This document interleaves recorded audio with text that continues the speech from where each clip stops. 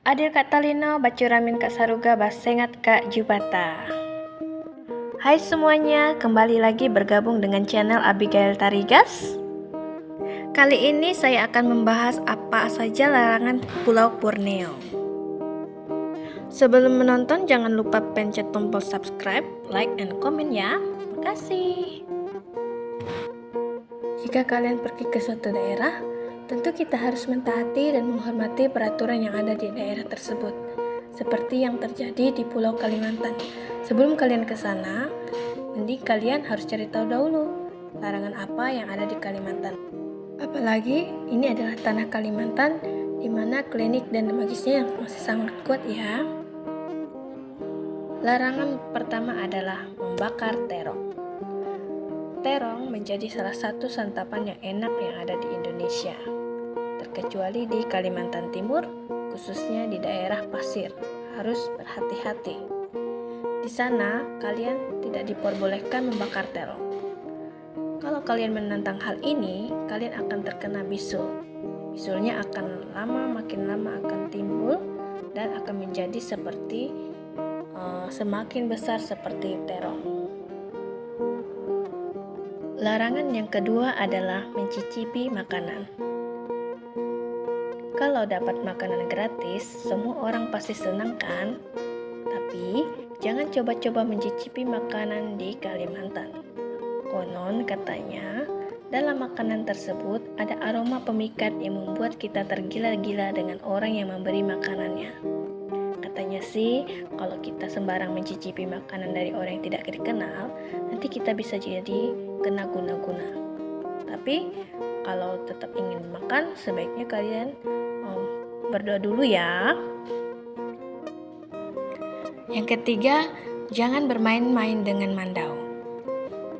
Mandau adalah salah satu senjata keramat orang Dayak. Meskipun bentuknya seperti parang biasa, ia tidak bisa dipakai semaunya. Harus ada alasan khusus kenapa mandau sampai keluar dari sarungnya. Pasalnya, menurut orang-orang Dayak, mandau yang keluar dari sarungnya biasanya akan memakan korban.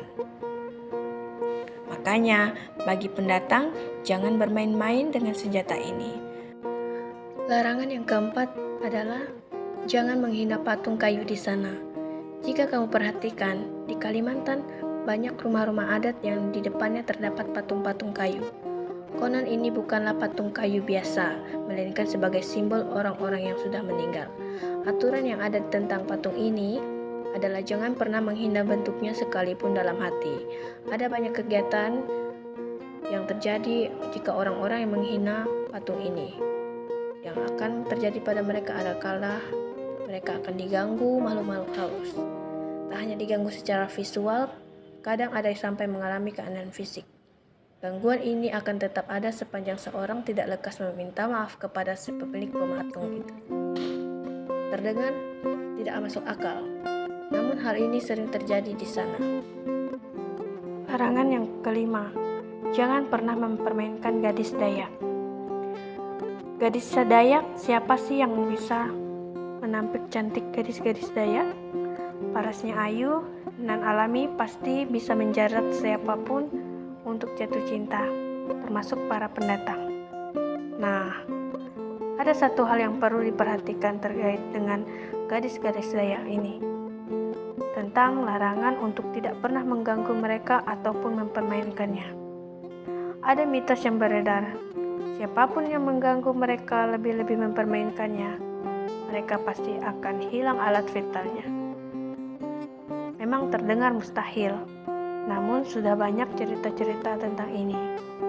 Hal tersebut cukup masuk akal jika mengingat orang Dayak itu magisnya sangat ampuh. Makanya, jangan pernah macam-macam dengan gadis Dayak atau hilang masa depannya. Larangan yang keenam adalah sopanlah ketika mampir ke makam orang Dayak. Makam orang Dayak akan menjadi pengalaman unik tersendiri jika bisa mampir ke tempat-tempat sakralnya orang Dayak. Salah satu misalnya adalah area pemakamannya. Cara pengkuburan orang Dayak cukup unik. Mereka membuat semacam makam di atas tanah berbentuk seperti bangunan balok yang disanggah. Sangat unik namun kental mistis. Aturannya, kita harus sopan ketika ada di tempat-tempat seperti ini. Pasalnya ya tadi, orang-orang Dayak amat mengkeramatkan kuburan moyangnya.